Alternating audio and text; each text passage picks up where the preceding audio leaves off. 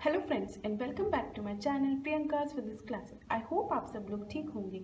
तो आज का जो हमारा न्यू टॉपिक है इसमें हम देखेंगे एप्लीकेशन किसके, गॉस थ्योरम के। तो हम लोग फाइंड करेंगे intensity of electric field due to uniformly charge infinite plane sheet. देखिए हम यहाँ पर एक इनफाइनाइट प्लेन शीट देखेंगे और उसके वजह से जो intensity of electric field develop हो रही है वो हम आज डिराइव करेंगे। ऑलराइट, तो कंसिडर करते हैं एक थिन इनफाइनाइट प्लेन शीट। यहाँ पर देखिए thin infinite plane sheet consider करेंगे जिसमें चार्ज है, कितने चार्ज है, Q, whose surface density is sigma। इसकी surface density कितनी है, तो sigma इसकी surface density है।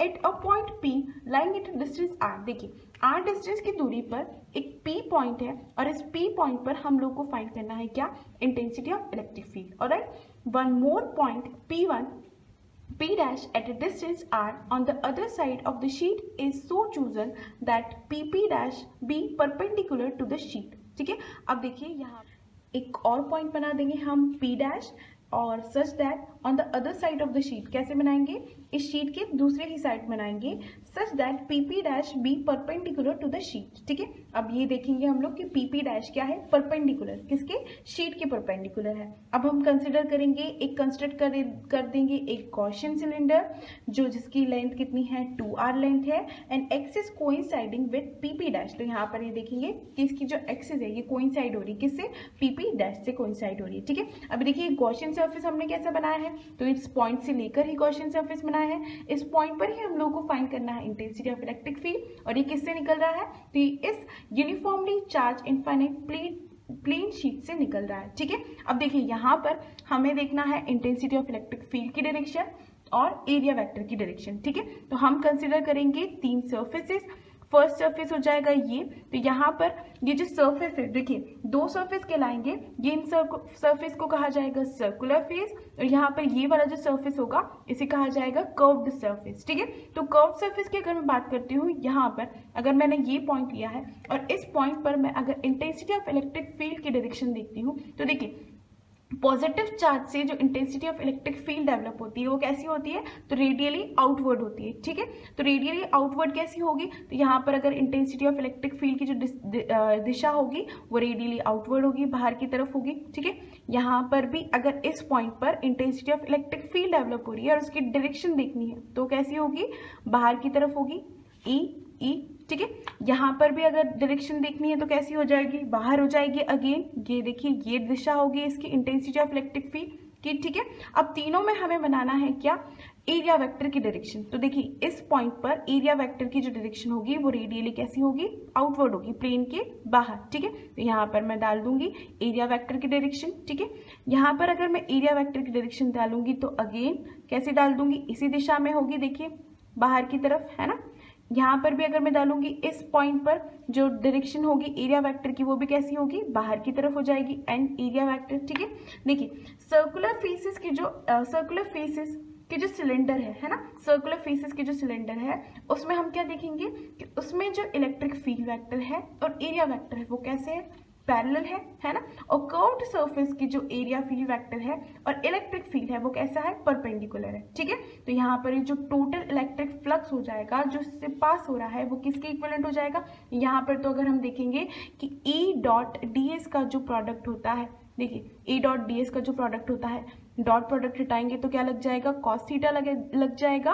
And what is this theta, this theta is the angle between E and D S. ठीक है, यहाँ पर ये जो थीटा एंगल है किस किस के बीच का जो एंगल है, इस इंटेंसिटी ऑफ इलेक्ट्रिक फील्ड और एरिया वेक्टर का के बीच का एंगल है। तो हम यहाँ पर देखेंगे कि यहाँ पर इन दोनों के बीच का एंगल कितना है, 90 डिग्री है। तो हम लोग लिख देंगे cos of 90 and cos of 90 will be equivalent to 0। तो यहाँ पर ये जो टोटल फ्लक्स है यहाँ से जो निकल रहा है वो किसके इक्विवेलेंट आ जाएगा, 0 के इक्विवेलेंट आ जाएगा। उसके बाद यहाँ पर अगर मैं एरिया की बात करूंगी तो देखिए दोनों साइड का जो एरिया है ना, दोनों साइड का जो एरिया है वो किसके इक्विवेलेंट है, तो यहाँ पर दोनों साइड के जो सिलेंडर का एरिया है वो है A। ठीक है, यहाँ पर इक्विवेलेंट टू अगर टोटल फ्लक्स हम लोग कैलकुलेट कर रहे हैं इन दोनों सर्कुलर फेसेस का वो किसके इक्विवेलेंट हो जाएगा, तो यहाँ पर हम लिखेंगे टोटल इलेक्ट्रिक फ्लक्स, है ना, टोटल इलेक्ट्रिक फ्लक्स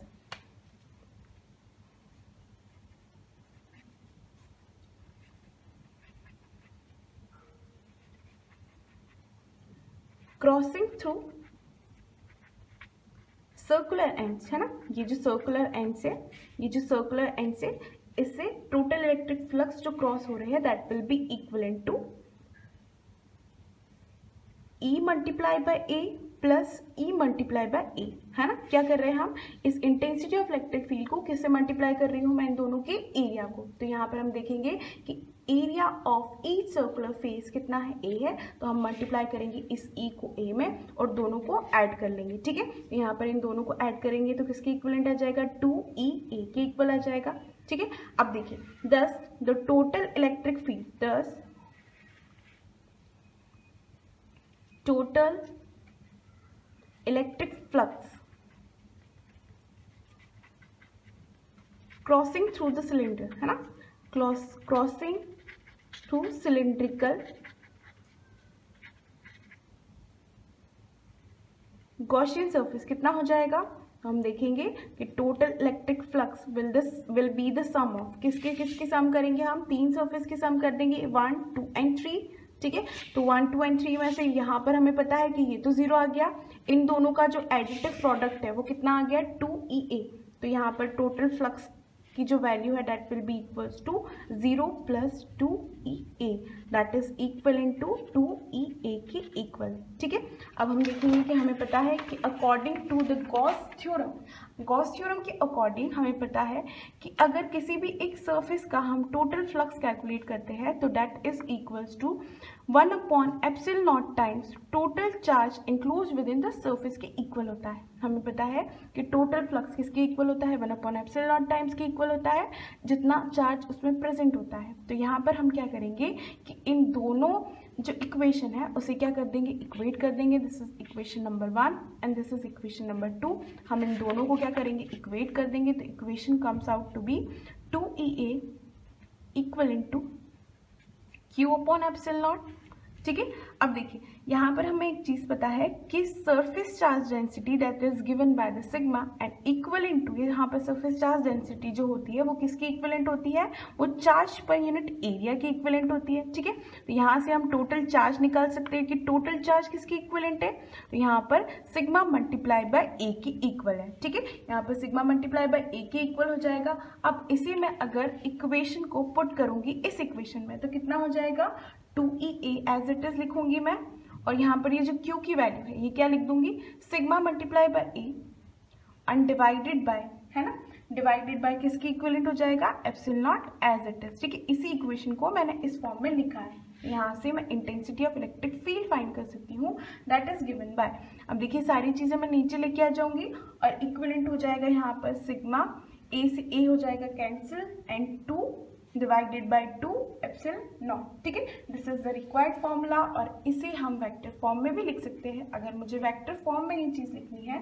तो हम लिखेंगे E vector that will be equals to sigma divided by 2 epsilon not, और यूनिट वेक्टर देखिए यूनिट वेक्टर क्या हो जाएगा, एन यूनिट वेक्टर हो जाएगा जो कि क्या है, परपेंडिकुलर है to the plane and directed outward. कहाँ पर डायरेक्टेड है, तो बाहर की तरफ डायरेक्टेड है, ठीक है।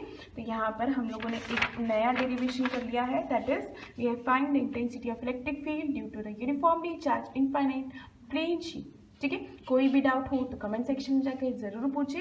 तो आज के लिए बस इतना ही, मिलते हैं नेक्स्ट वीडियो में नेक्स्ट टॉपिक के साथ।